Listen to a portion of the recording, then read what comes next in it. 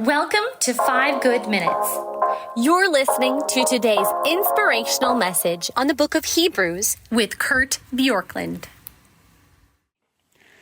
After this lengthy explanation of the high priest role of Jesus in Hebrews 5, 1 through 10, we return to another warning passage. And this warning passage begins in Hebrews 5:11 and runs through chapter 6, probably verse 6, verse 8, somewhere in there.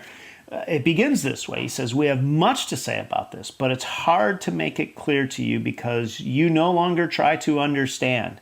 The original language here speaks of being dull of hearing or sluggish of hearing. And the idea is that he says, I'm trying to explain these truths to you, but you've become lazy or lax in your desire to hear. And then he says, verse 12, "In fact, though by this time you ought to be teachers, you need someone to teach to you the elementary truths of God's word all over again. You need milk, not solid food."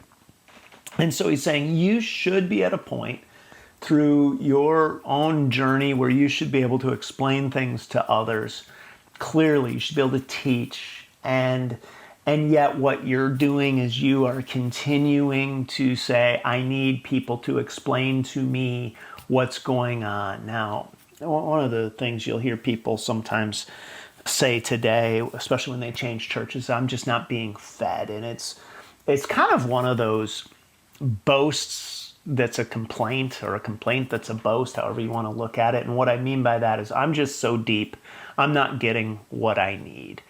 And certainly I think teaching should have things that not everybody knows, and that's helpful. And we have a legitimate desire to say, teach me something that I haven't heard before. And yet what this passage is basically saying is you can learn and you can study and you can help others take that step. And in most churches, there are setups of small groups and needs for small group leadership. And the reason a lot of people don't want to do small groups and lead and teach in a small group is because they don't want to have the responsibility of caring for people and being in the midst of it. And yet there are opportunities in every church to say, I will be in a small group, I'll teach kids, students. You want to have somebody who will ask you real questions. Be a small group leader in student ministry, and you will have every opportunity you ever wanted to question and to grow and to study and to grapple with hard questions. And maybe this is one of my just pet peeves as a pastor, just because I've heard that enough times over the years. And I see this passage and I say so often what people do is they say, teach me.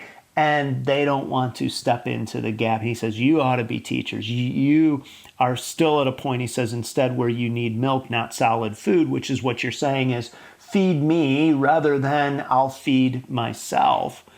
And then he says this, verse 13, anyone who lives on milk, being still an infant, is not acquainted with the teaching about righteousness. Now, this is the writer of Hebrews giving some very strong words here about the spiritual maturity process, saying the more you continue to crave these elementary things, these simple things, you are showing in many ways that you are somebody who has not gone on to maturity. And that is the warning here. He's saying it is so easy to just want to be spoon-fed all the time, that what you do is you want to show up somewhere and say, feed me, take care of me, nurture me, and then you don't end up in a place where you are able to feed others. And so there's a diet that is very self-seeking and a behavior that is very selfish in infants,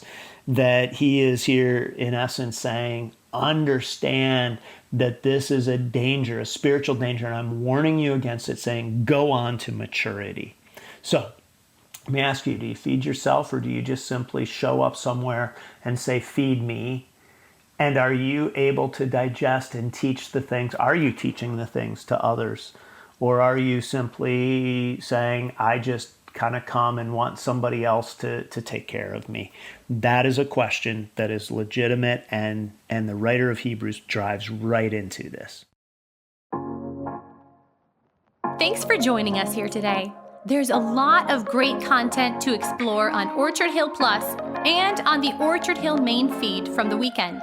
Have a great day.